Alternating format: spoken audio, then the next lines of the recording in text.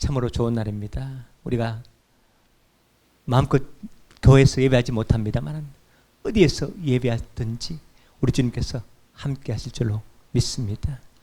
저는 저렇게 좌우에 있는 분들께 우리가 또 인사합시다. 그리스도의 평화가 임하기를 빕니다. 그리스도의 평화가 임하기를 빕니다. 예. 저는 오늘 여러분과 함께 사무엘하 22장 말씀과 갈라디아 6장 말씀을 가지고 예수의 흔적을 가졌노라, 이런 제목으로 은혜를 나누고자 합니다. 박정희 전 대통령은 우리나라 사람들은 호불호, 좋아하고 좋아하지 않고 또 공과를 인정하고 인정하지 않고 극렬하게 헷갈립니다마는 세계가 인정하는 한국 근대화의 훌륭한 지도자입니다. 박정희 대통령의 이야기가 영국의 칼럼니스트이자 저술가인 마이클 브린이 책에서 기록한 내용을 2003년 주한 미군 사령관이 연설 때 인용한 내용 하나를 소개하고자 합니다. 1970년대 한국전에서 참전해서 부상을 입었던 미군 용사들, 상위 용사들 수십 명이 박정희 대통령의 초청을 받아 한국을 방문했습니다.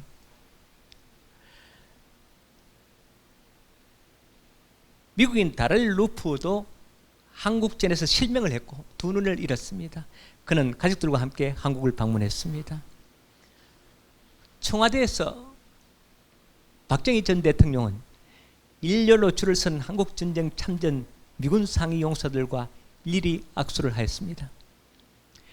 대통령께서는 시각장애인 다렐 루프 참전 용사와 악수를 하였고 그의 부인과도 악수를 하였습니다.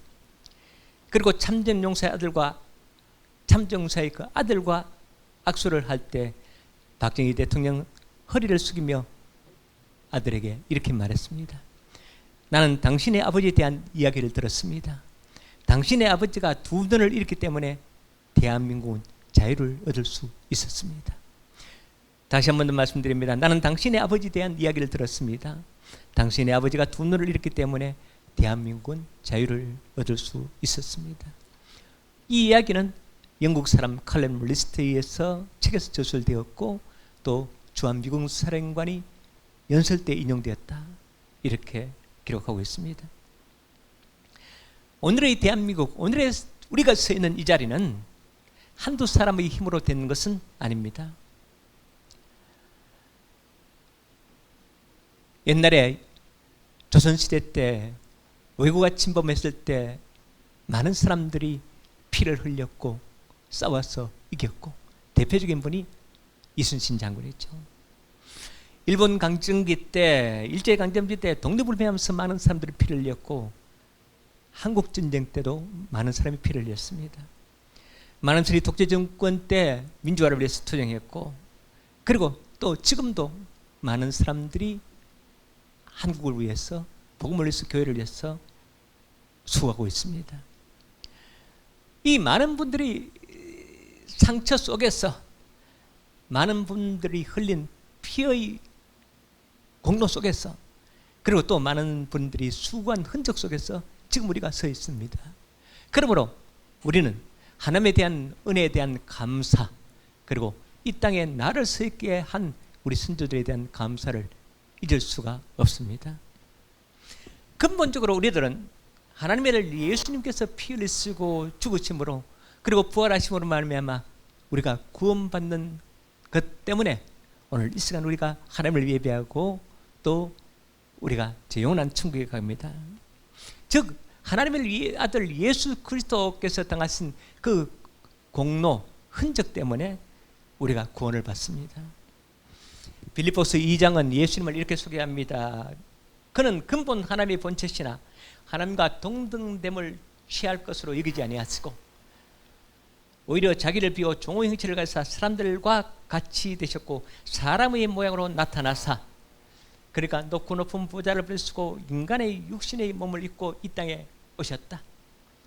그리스도의 비하, 이렇게 하죠. 그리스도를 자기를 비고 낮은 곳에 오셨다는 겁니다. 자기를 낮추시고 죽기까지 복종하시니 그 십자가에 죽으심이라. 그래서 저 보좌를 버리시고 이 땅에 오사 우리를 위해 십자가 못 박혀 돌아가신 예수님 때문에 우리가 지금 살아있습니다. 예수님께서는 이 땅에 오사 많은 고난을 당하셨는데 우선은 이 공생의 시절에 요도 구리고 새도 거처가 있을 때 인자는 머리 들 곳도 없다 하시면서 복음을 전하러 갈릴리 바닷가를 중심으로 이리저리 다니셨습니다. 나사렛에서 무슨 선지자가 나오겠느냐 하면서 사람들은 주를 영접지 아니하고 배척했습니다. 마침내 가룟 유다의 배반을 당하시고 하나님을 사랑한다는 명분을 가진 유대교 지도자들, 대제사장 바리새인 서기관들에게 의해서 고소를 당해서 빌라도 법정에서 신문을 당하시고 채찍에 맞았습니다. 밤새 신문을 당하시고 십자가 지시고 골고다 산상을 해서 나아가는데 쓰러지고 또 쓰러지고 쓰러집니다. 저는 이 모습을 연상할 때마다 생각합니다. 내 죄가 무겁구나. 우리 죄짐이 무거워서 쓰러지고 쓰러지고 또 쓰러질 수밖에 없구나. 요한복음 1장 29절에서 세례 요한은 이미 예수님의 모습을 이렇게 선언합니다. 보라, 세상 죄를 지고 가는 하나님의 어린 양이로다. 마침내 예수님께서 십자가 못 박혀 들어가시고 한 방울 한 방울 떨어지는 그 피와 그리고 십자가에서 당하신 그 극심한 고통 때문에 온몸이 파리해지고 고통 가운데서 운명했습니다. 그리고 빌라도 군병이 옆구리 찢은 창자국 때문에 온몸의 물과 피로 다 쏟아버리시고 마침내 자기 가진 모든 것, 목숨까지도 우리를 위해서 대속물로 주셨습니다. 이사야 선지자는 일찍이 이사야서 53장에서 이런 예수님의 모습을 이렇게 말씀합니다. 그는 실로 우리 질고를 주고 우리 슬픔을 당하였거늘 우리는 생각하기를 그는 징벌을 받아 하나님께 맞으며 고난을 당한다 하였노라. 그가 찔림은 우리 허물 때문이요 그가 상함은 우리 죄악 때문이라. 그가 징계를 받음으로 우리는 평화를 누리고 그가 채찍에 맞음으로 우리는 나음을 받았도다. 우리는 다 양 같아서 그렇게 행하여 각기 제 길로 갔거늘 여호와께서는 우리 모두의 죄악을 그에게 담당시키셨도다. 곧 우리 자신은 예수님의 십자가 공로, 예수님이 당하신 그 고난의 흔적 때문에 살아가고 있다는 사실을 우리는 결코 잊을 수 없습니다. 그 예수님의 흔적을, 예수님의 고난의 흔적을, 그 예수님의 희생의 흔적을, 예수님의 복음의 흔적을 지니고 있는 사람이 있다고 자기 스스로 고백하는 사람이 있습니다. 그분이 누굴까요? 오늘 바울 사도입니다. 오늘 신약 본문은 바울 사도가 갈라디아 교회에 편지합니다. 이 갈라디아서 6장에서 말씀하는 이 나는 예수의 흔적을 가졌노라, 이 말은 갈라디아 교회 성도들에게 조금은 얄미운 나머지 한 방 날린 작은 잽과 같습니다. 이 갈라디아 지역은 매우 넓은 지역입니다. 남갈라디아, 북갈라디아도 있고, 그리고 바울 사도가 복음을 전한 남갈라디아, 곧 더베, 루스드라, 이고니온, 비시디아, 안디옥, 제1차 선교여행 때 복음을 전하고 교회를 세운 곳입니다. 이 갈라디아 교회가 넘어졌습니다. 이단들에 넘어지고 바울 사도를 배척합니다. 갈라디아 교회에 침범한 이단은 두 가지인데, 하나는 유대교 율법주의자들, 할례 받아야 된다, 율법도 지켜야 된다, 유월절을 지켜야 된다, 또 정결 예식을 지켜야 된다. 오늘날도 신천지, 하나님의 교회, 안식일 교회, 여호와의 증인, 이런 계열이 다 그런 계열에서 나온 것입니다. 이란들에게 넘어간 갈라디아 교회인들에게 바울 사도는 구원은 율법으로 받는 것이 아니고 오직 믿음으로만 받는 것이야. 그래서 오직 믿음을 선포하고 그리고 그리스도 안에서 참된 자유를 선포합니다. 그래서 갈라디아서의 주제는 오직 믿음 그리고 참된 자유입니다. 두 번째는 영적 급진주의자들이 부분별한 성령의 은사주의를 추구하는 그런 분파입니다. 성령의 충만함이 임하면 술 취하지 말고 성령의 충만을 받아라. 술 취한 같은 현상이 나타나고 조금 업되고 흥분된 상태가 나타나고 또 성령의 은사가 나타나고 이런 것들은 있습니다. 그러므로 말하면 오늘날도 잘못된 성령 은사주의자들은 절제하지 못하고 그리고 무분별하게 성령의 은사를 사용하는 사람들이 있습니다. 그런 사람들을 향해서 바울 사도는 성령은 그런 것이 아니야. 그러면서 육체의 열매를 추구하는 사람들은, 육체를 따라 사는 사람은 육체의 열매가 맺힌데 그 육체의 열매는 바로 하늘나라를 유업으로 이어받을 수 없고, 그리고 성령의 열매는 하늘나라를 유업으로 이어받고 하나님의 선한 것이 나타나는데 그 성령의 열매가 뭐냐? 오늘 갈라디아서 5장 22절 23절에 이렇게 말씀합니다. 오직 성령의 열매는 사랑과 희락과 화평과 오래 참과 자비와 양선과 충성과 온유와 절제니 이 같은 것을 금지할 법이 없느니라. 곧 성령의 열매는 무절제한 성령 은사주의가 아니라 다른 사람 보기에도 아름답게 열매가 맺힌다는 것을 강조하는 것이 바로 성령의 열매입니다. 자, 이런 이단에 넘어진 갈라디아 교회를 향해서 바울 사도는 간곡히 부탁합니다. 믿음으로 시작해서 율법으로 마치지 말아라. 성령으로 시작해서 육체로 마치지 말아라. 곧 뒤로 후퇴하지 말고 앞으로 전진하라고 깨우쳐줍니다. 끝까지 온전한 믿음을 가지라고 깨우쳐줍니다. 그러면서 그렇게 심혈을 기울여서 복음을 전하고 그리스도의 복음이 전파되었거늘 내가 성령의 충만을 받았거늘 어찌 거기에 넘어지냐 하면서 오늘 깨우칩니다. 이유든지 누구든지 나를 괴롭게 하지 말라. 내가 내 몸에 예수의 흔적을 지니고 있노라. 바울 사도가 수고하고 진짜 복음이 전파되었거늘 내가 어찌 무시하느냐, 이런 제비입니다. 이 흔적, 헬라어로 스티그마 이렇게 말합니다. 스티그마는 원래 낙인이라는 말입니다. 쾅 찍는다, 지워지지 않는 도장이란 말입니다. 옛날에 소나 양의 뿔에다가 스티그마를 찍습니다. 내 거다 이 뜻이죠. 도망간 노예를 이 불로 달군 인두를 가지고 지진다 그러잖아요. 이 도망간 노예다.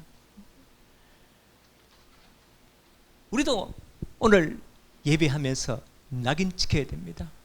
무슨 낙인 찍히죠? 성령의 인치십니다. 성령께서 오늘 이 시간도 한 사람 한 사람마다 인치십니다. 너는 내 자녀다. 너는 하늘나라 백성이다. 너는 내가 책임진다. 인치실 줄로 믿습니다. 그렇다면 바울 사도가 지닌 예수의 흔적은 어떤 흔적일까요? 첫 번째로 수고와 헌신의 흔적입니다. 바울 사도는 이미 우리가 많이 익히 알고 있습니다. 제가 설교도 많이 했죠. 그는 가진 재능, 재산, 학력, 지위, 이 어떤 것으로도 이 세상에서 VVIP로 살기에 부족함이 없었습니다마는 모든 것을 포기하고 주님 위에 살다가 순교한 그런 바울 사도입니다. 그는 이렇게 고백합니다. 세상 어떤 것보다가 십자가 못 박혀 돌아가신 예수님, 그 예수님이 귀중하다. 복음이 귀중하다. 그리고 세상에 그 귀중한 것들은 다 배설물과 같다. 이렇게 고백합니다. 그는 1차, 2차, 3차에 걸쳐서 그 먼 지방을 다니면서 소아시아 선교 여행을 합니다. 마지막으로 죄수의 신분으로 로마에 가서 복음을 전하다가 순교합니다. 예수님께서 명령하십니다. 딴 것까지 가서 복음을 전하라. 모든 민족으로 제자를 삼아라. 이 선교의 대명령을 가지고 이방 지역에 가서 복음을 전한 사람은 바로 바울 사도죠. 가장 많은 지역에 다녔고 가장 많은 교회를 세웠고 가장 많은 사람들을 만났고 가장 많은 수고를 한 그런 바울 사도였습니다. 지금부터 2000년 전 선교 여행을 하던 그 바울 사도를 생각해 봅니다. 교통이 없어요. 걸어서 다녔습니다. 숙소가 없습니다. 지고 가던 천막을 펴면 노숙입니다. 음식이 시원치 않습니다. 식당이 어디에 있습니까? 얻어먹든지 대강 먹든지 굶든지. 정말 엄청난 수고와 헌신입니다. 그리고 또 가는 곳마다 우상 숭배자들이 배척합니다. 에베소 교회 갔을 때 아데미 신전지기들이 신전에 장식품을 파는 사람들이 소동을 일으켜서 바울 사도를 구금하려 그러고, 또 가는 곳마다 유대인들이 쫓아다니면서 돌로 치려 합니다. 이 수고가 결코 헛되지 않았습니다. 지금부터 2000년 전에 이런 인물이 있었기에 선교의 불이 붙기 시작했으며 그불이 오늘날까지도 타고 있는 것입니다. 그불이 오늘날까지 타고 있기 때문에 우리에게도 복음이 전파되며 우리 후손들에게도 복음이 전파될 줄로 믿습니다. 그리고 바울 사도가 선교지에 쓴 편지들이 모여서 오늘의 신약 성경의 중요한 부분을 이룹니다. 소위 바울 서신, 로마서부터 빌립보서까지 13권의 신약 성경들입니다. 그래서 이 바울 사도의 예수의 흔적은 수고와 헌신의 흔적입니다. 오늘 수고와 헌신의 흔적을 지닌 자로서 구약 성경에서 다윗을 본문으로 듣습니다. 왜 다윗을 들었냐? 성경에서 가장 많이 기록된 인물이 다윗입니다. 구약 성경에서 848회, 신약 성경에서 55회, 총 903회 다윗의 이름이 거론됩니다. 그 이유는 다윗의 후손으로 메시아 곧 그리스도가 있다는 것이었죠. 그리고 사도행전 13장에서 말씀합니다. 다윗은 내 마음에 드는 자라고 하나님께서 인정하셨고 그를 통하여 내 뜻을 이루리라고 약속하셨습니다. 그리고 다윗은 그 당시 지파 연합으로서 느슨하게 결속되었던 이스라엘을 통일 이스라엘로 완전히 이룬 그런 왕이었습니다.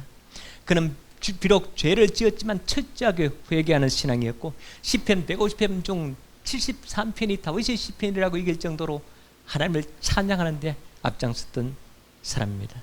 그리고 마지막으로는 다윗은 고난을 이기고 마침내 왕이 되었습니다. 오늘 사무엘하 22장은 이렇게 시작합니다.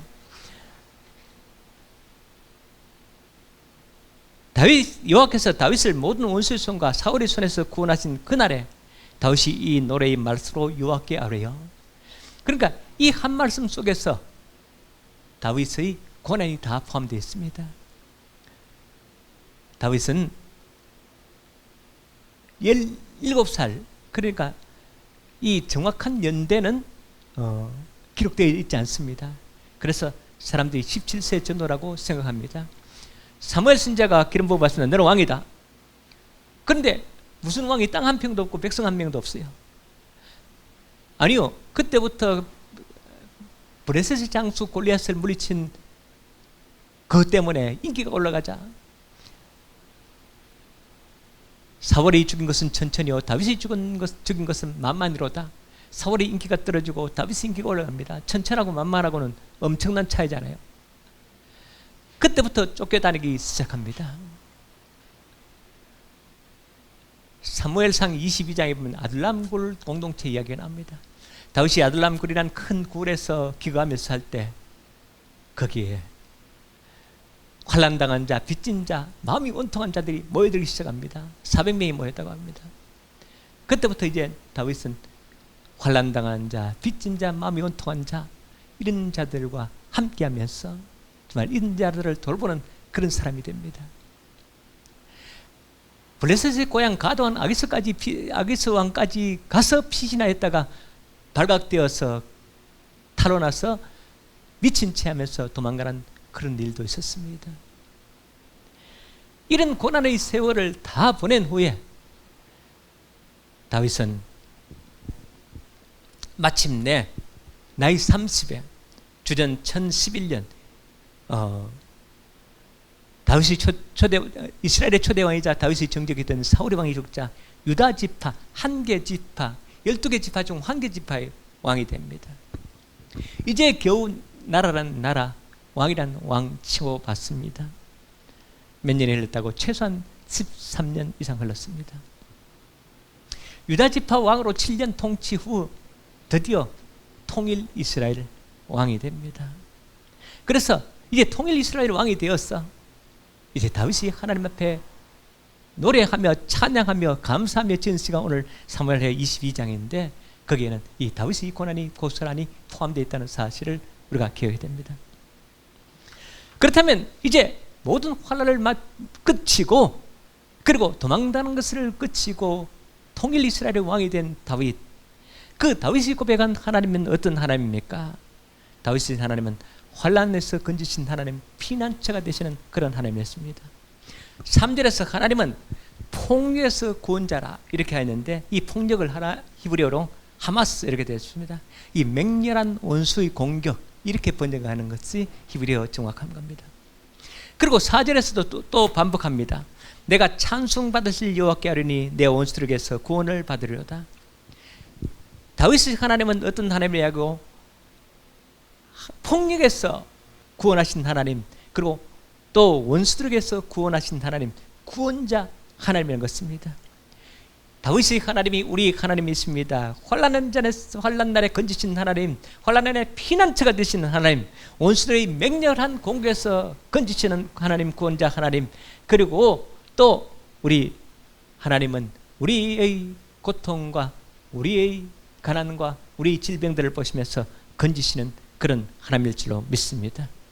오늘 우리에게도 원수 마귀단이 우시탐탐 우리를 노리고 있고, 그리고 가난과 질병과 여러 가지 인생의 문제들이 우리를 누르면서 우리를 침몰케 하고 있는데, 이런 다윗의 하나님, 그리고 바울서도의 하나님인 우리 하나님이 있습니다. 하나님께 특별히 사무엘하 22장 4절은 이렇게 말씀합니다. 내가 찬송받을 여호와께 하리니 내 원수들에게서 구원을 받으리로다. 여호와께 기도하였더니 구원하신 하나님, 기도에 응답하시는 하나님이심을 다윗은 고백하고 있습니다. 다윗이 하나님, 우리 하나님이십니다. 다윗의 기도에 응답하신 하나님, 오늘날 우리의 기도에 응답하실 줄로 믿습니다. 5절부터 7절까지 오늘 본문의 후반부에서는 다윗이 당한 환난 내용을 기술하고 있습니다. 5절부터 봅니다. 사망의 물결이 나를 이오고 불의 창수가 나를 두렵게 하였으며 수월의 줄이 나를 두르고 사망의 올무가 내게 이르렀도다. 내가 환난 중에서 여호와께 아뢰며 나의 하나님께 아뢰었더니 그가 그의 성전에서 내 소리를 들었으며 나의 부르짖음이 그의 귀에 들렸도다. 어떻습니까 여러분? 이 말씀을 읽으며 사망의 물결, 불의의 창수, 수월의 줄, 사망의 올무, 엄청난 이 환난을 겪은 다윗의 모습을 우리는 볼 수 있습니다. 요즘 잦은 태풍 때문에 고생하고 있습니다. 제주도는 뭐 오나가나 걸려들구만요. 비가 많이 오고 바람이 많이 불어요. 또 그 남해안, 또 동해안, 서해안 이 해변이 사는 사람들, 해변에 사람들 참 태풍을 많이 당합니다.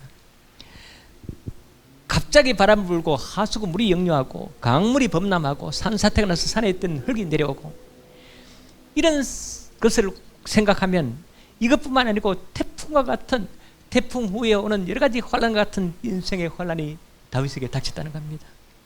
가질 수도 많습니다. 여러 번 당했습니다. 다윗은 목숨의 위협을 수없이 많이 당했습니다. 그럼에도 불구하고 오늘날까지 살아있으면 모든 것이 하나님의 은혜였다. 하나님께서 건져주셨기 때문이다. 하나님께서 피난처가 되기 때문이다. 하나님께서 구원하셨다. 이렇게 고백합니다.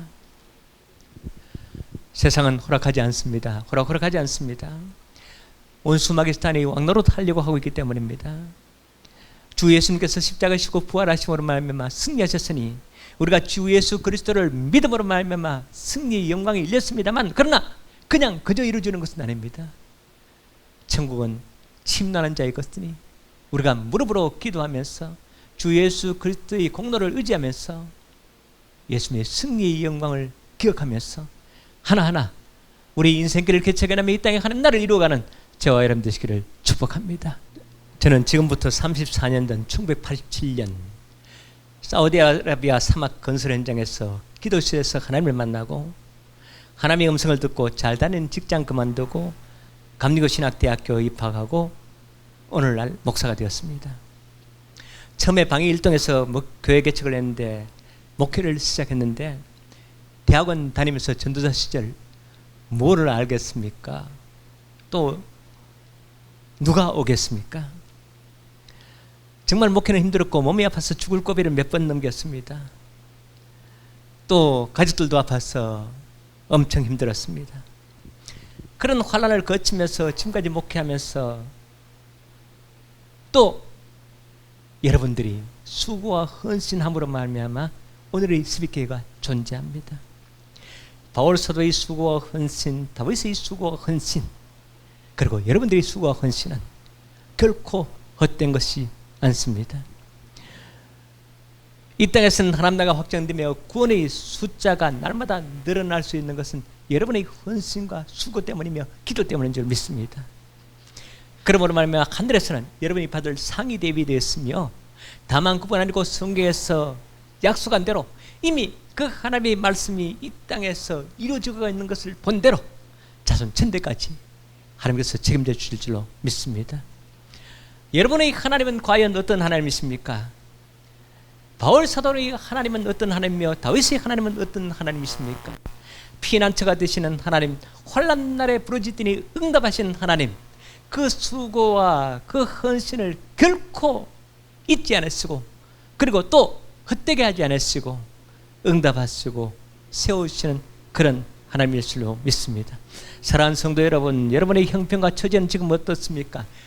비록 힘들고 어렵더라도 여러분의 인생길 다 갈 쯤에 뒤돌아보면서 다윗이 고백한 것처럼, 바울 사도가 고백한 것처럼 나의 피난처가 되신 하나님, 환난에서 부르짖더니 응답하신 하나님, 구원하신 하나님, 우리 수고가 결코 헛되게 하지 아니하시고 하늘의 상으로 이 땅에 복으로 채우신 하나님, 그 하나님에 대한 고백이 넘쳐나기를 축복합니다.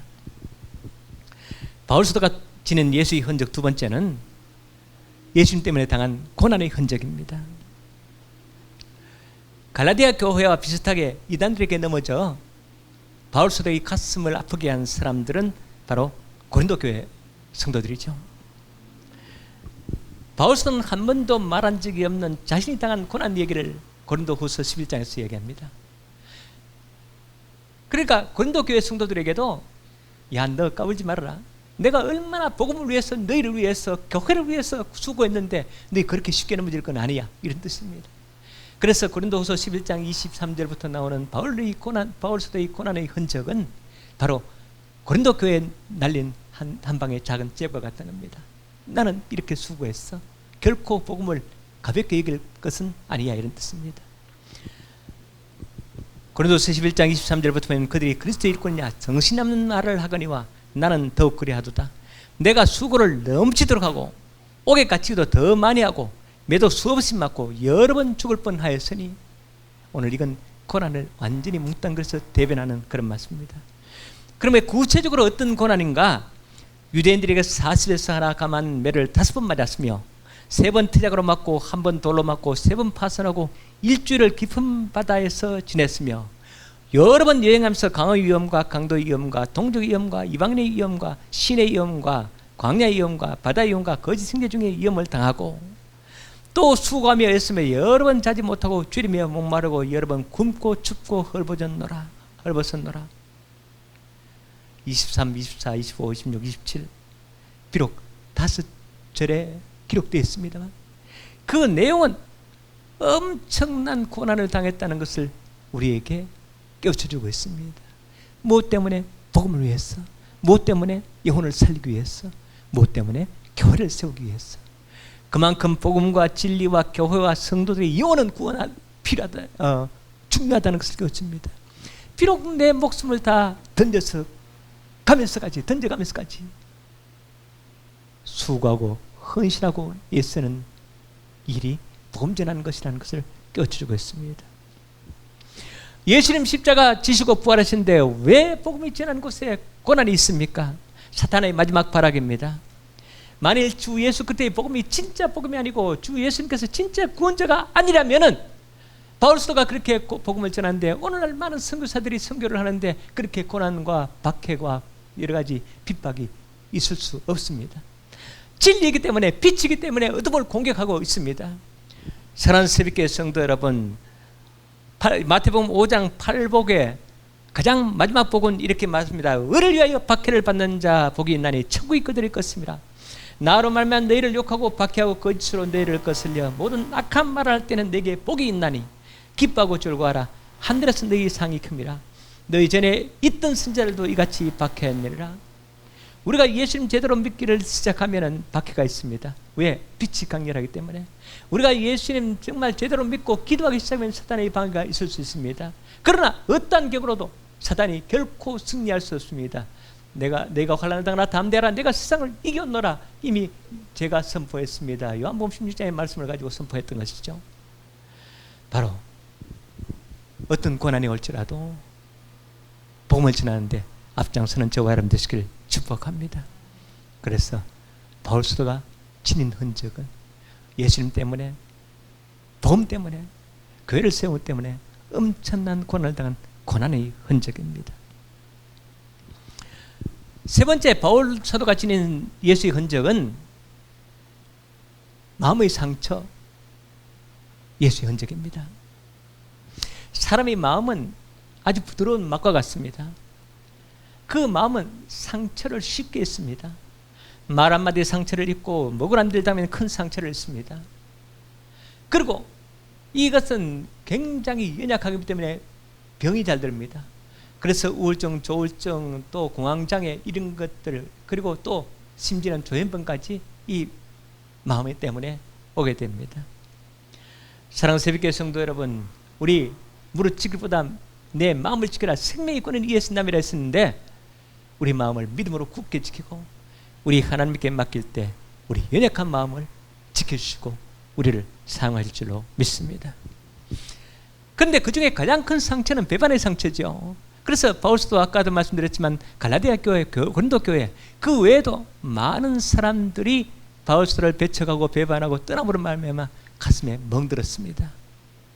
그래서 바울 사도의 가슴을 열어보면은 아마 시커멓게 멍든 상처를 발견할 수 있을 것입니다.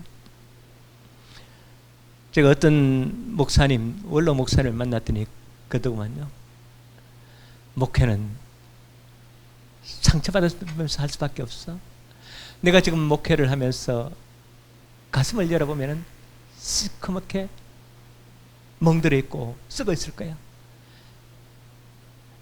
어느 날 이 산책하면서 이 산에 나무가 썩어서 그냥 이렇게 시커멓게 되어 있는 나무를 보면서 야, 나무야 너 내 마음과 같구나 이렇게 했다는 것입니다. 그렇습니다.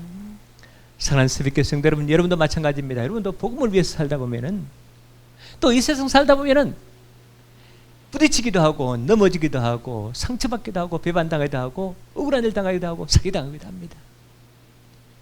이 마음의 상처를 주님께서 위로하시고 만져주시고 치료해 줄 줄로 믿습니다. 1300년대 이탈리아 작가 단테의 신곡은 천국, 지옥, 연옥, 그 당시 가톨릭 시대에 연옥도 있었죠. 그 연옥도 묘사합니다. 가장 밑바닥 지옥 10단계에 가봤더니 단테는 이렇게 기록합니다. 예수님을 배반한 가룟 유다와 시저 황제를 배반한 브루투스가 끝없이 돌을 굴려서 언덕에 올리려고 했더랍니다. 올려놓으면 돌이 굴러 떨어지고 올리면 굴러 떨어지고 일 안 하면 되죠. 안 하면 더더욱 고통이 있으니까 땀을 뻘뻘 흘리면서 고통받더라는 겁니다. 제 10단계 가장 밑바닥에는 배반한 사람들이 있더라. 이 단테도 배반한 사람들을 되게 싫어하는 것 같아요. 갈라디아 교회에 계신 배신, 고린도 교회에 배신, 그리고 이 많은 사람들이 등을 쥐고 떠나가고 배척하고 하는 그런 사람들, 바울 사도의 가슴을 아프게 했습니다. 바울 사도의 가슴을 멍들게 했습니다. 예수의 흔적을 가장 놓라.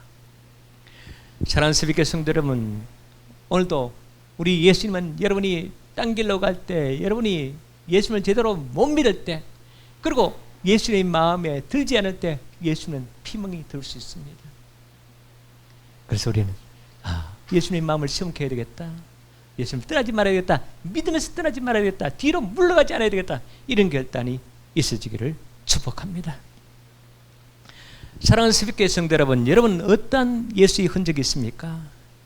예수님을 위해서 수고한 흔적이 있는가요?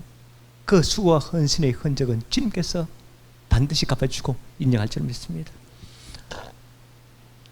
주를 위해서, 교회를 위해서 고난받은 흔적이 있는가요? 그 흔적을 주님께서 인정하십니다. 복음 전하다가 또 예수는 잘 믿으려고 하다가 박해당한 흔적이 있는가요? 그 흔적도 주님 인정하십니다. 그러므로 사랑하는 새벽교회 성도 여러분, 여러분 자신도 내 가슴 속에, 마음 속에 예수를 위하다가 예수를 믿다가 받은 상처, 흔적 주님께서 아시고 위로하시고 하늘의 상으로 이 땅에 복으로 갚아줄 줄로 믿습니다. 역사적으로 바울 사도 이후 가장 많이 예수님의 흔적을 가진 사람, 가장 많이 예수님을 닮은 사람으로 우리는 성 프란시스를 들 수 있습니다. 성 프란체스코라고 라틴어로 이야기하죠. 아시시의 성 프란시스, 이탈리아 북부에 있는 동네입니다. 1182년, 지금부터 838년 전에 이탈리아 아시시라는 곳에서 부유한 포목상의 아들로 프란시스는 태어납니다. 젊은 시절 유흥을 즐기면서 살았지만 인생의 굴곡을 거치면서 사람 되기로 작정합니다. 그리고 하나님께 만나달라고 간절히 기도했을 때, 그가 23살 때 프란시스는 성령의 체험을 하게 되고 온몸이 뜨거워지고 불등같이 되고 온몸이 경직되는 그런 체험을 합니다. 성령의 신비한 체험이죠. 그때부터 프란시스는 진짜 그리스도인으로 살기로 작정합니다. 그러던 어느 날 그가 다니던 아시시 다멘 교회에서, 옛날에는 성당을 불렀죠. 그때는 가톨릭 시대였으니까 기도를 하는데 하나님의 음성을 들었습니다. 프란시스야, 네가 나의 집을 세워다오. 나의 집이 다 쓰러져 가는구나. 프란시스는 쓰러져가는 다멘 교회를 수술하는 것인 줄 알았습니다. 사람들이 교회 다니면서 교회에 비가 새우고 또 담이 무너지게 했습니다만 수리할 생각을 아무도 안 합니다. 그래서 아버지 상점의 포목을 훔쳐다가 그 다멘 성당을, 교회를 수립합니다. 그런데 사실은 교회도 눈에 보이는 건물도 중요하지만 하나님이 진짜 의미는 무너져가는 이 시대의 신앙을 회복하라는 것이잖아요. 무너져가는 이 시대의 믿음을 회복하고 성령을 회복하라는 것이잖아요. 그것을 처음에는 잘 몰랐어요. 아버지는 아들을 도둑으로 고발했습니다. 그 당시에는 성당에 가서 주교에게 재판을 받습니다. 주교는 프란시스에게 아버지 것을 돌려주라고 명령합니다. 프란시스는 입었던 옷과 주머니에 있는 모든 것을 아버지에게 다 갖다 줍니다. 그리고 이렇게 말하며 아버지 곁을 떠납니다. 지금까지 나는 육신의 아버지 빌라도네를 나의 아버지로 섬겼으나 지금부터는 나의 아버지는 하나님 한 분뿐입니다. 이렇게 선언하고는 아버지 재산과 가문과 모든 것을 포기하고 굽비어 있는 나환자 병원으로 가서 나환자들을 섬기기 시작합니다. 그때부터 그는 나환자의 친구가 되고 가난하고 힘들게 사람들의 친구가 되었습니다. 이후 딸은 제자들을 모았고 제자들을 교육하며 수도원을 세우고 프랑스 공동체를 세웁니다. 1226년 그의 나이 41세 되던 해에 시편 142편, 내가 소리내어 여호와께 부르짖며 소리내어 여호와께 간구하는도다. 내가 내 원통함을 그의 앞에 토로하며 내 우환을 그의 앞에 진술하는도다. 이렇게 시편 142편을 읊조리면서 조용히 하늘로 오르게 됩니다. 사람들이 전하는 전승에 의하면 그때 프란시스의 손에 거룩한 성은 스티그마가 나타났다는 겁니다. 예수님의 못자국이 나타났다고도 전합니다. 프란시스는 23세에 주님을 만나고 25년을 주님 닮아가서 살다가 예수님의 흔적을 가지고 그리고 48세에 하늘로 오르게 됩니다. 또 한 사람의 예수님의 흔적을 가진 자를 소개합니다. 세계 최고의 병원 존스 홉킨스 대학 병원 재활의학과 수석의사 이승복 박사입니다. 그는 88년 서울올림픽에 나갈 체조 선수였습니다마는 연습 중에 목을 다쳐서 사지마비 전신장애를 입습니다. 그러나 그는 장애를 굴하지 않고 장애를 치료한 의사가 되기로 도전합니다.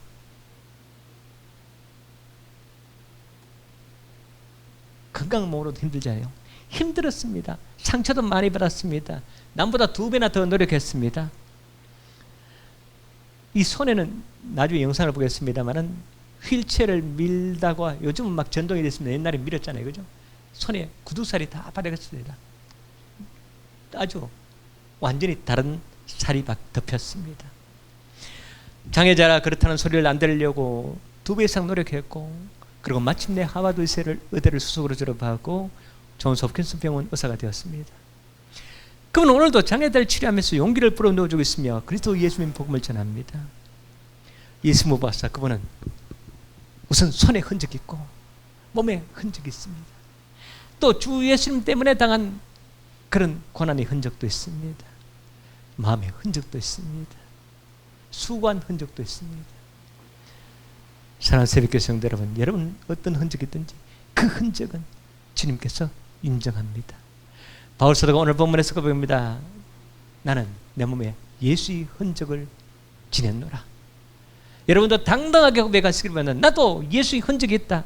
마음속에 예수님의 흔적이 있고 내 몸에는 고난의 흔적이 있고 그리고 주를 위해 헌신하고 수고한 흔적이 있노라. 사단아 까불지 마라. 원수 마귀 대적들아 까불지 마라. 나는 주 예수의 흔적을 지느노라. 이런 고백을 당당히 할 수 있는 저와 여러분 되시기를 축복합니다. 영상 보시겠습니다. 휠체어를 타고 병동을 누비는 사지마비 장애인 의사, 장애를 극복한 슈퍼맨 이승복 박사. 그는 환자들에게 희망의 상징이며 특별한 유대감을 주는 동료 장애인이기도 하다. 8살 때 부모와 함께 미국으로 건너간 그는 자랑스러운 한국인이 되기 위해 체조 선수가 되었고 서울올림픽 한국대표의 꿈을 키우며 훈련하던 중 불의의 사고로 사지마비 장애인이 되었다. 그러나 그는 의사라는 또 다른 꿈을 안고 재활훈련에 매달렸고 남들보다 2배의 시간을 공부하며 하버드 의대를 수석 졸업하고 마침내 세계 최고의 존스 홉킨스 대병원 재활의학과 수석 전문의가 되었다. 볼티모어에는 세계 최고의 병원으로 꼽히는 존스 홉킨스 병원이 있다.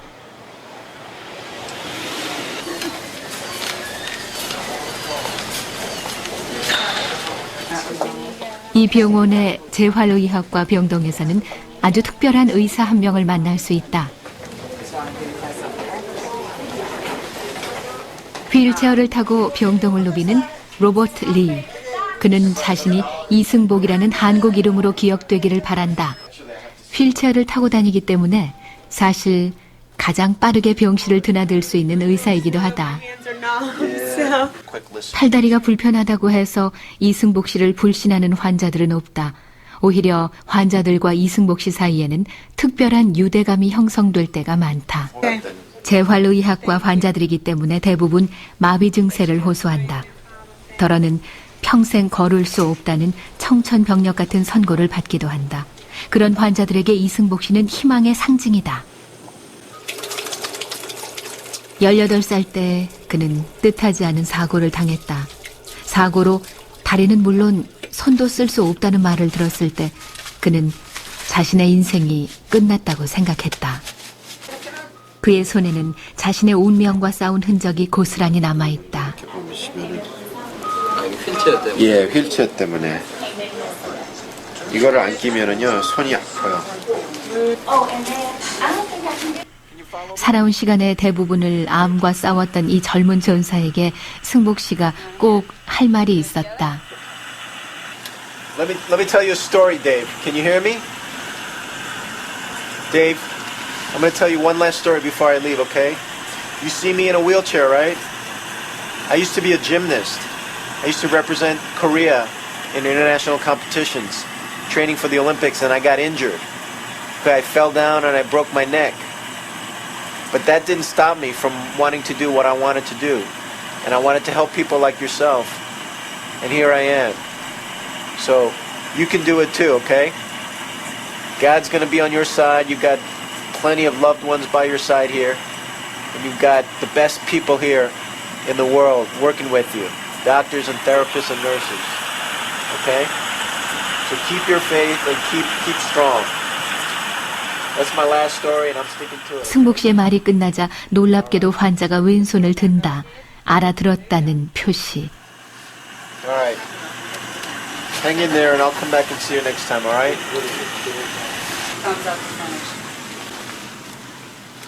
때로는 희망만큼 강력한 치료제는 없다.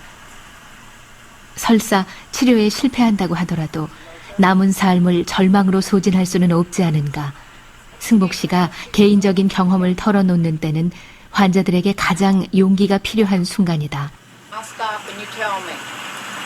하나님은 제가 육체적으로 아픈 자들을 돌보는 것으로서 주의 종으로 부름을 받았음을 분명히 하셨고, 또한 이 일을 통해 육체적 혹은 영적 치유를 필요로 하는 사람들 앞에서 내가 나의 주님을 대표하고 있음을 분명히 하셨습니다.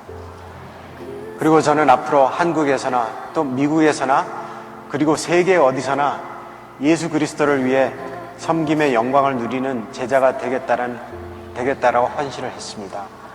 그리고 여러분들도 마음의 각오를 다지고 항상 주님을 바라보면서 각자가 품고 있는 꿈을 이루셨으면 합니다.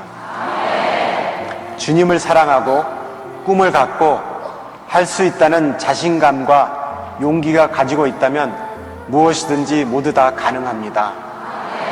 이것이 바로 당당하게 주님 앞에 나가서 면류관을 받을 수 있는 진정의 챔피언의 모습이라고 저는 생각하고 있습니다.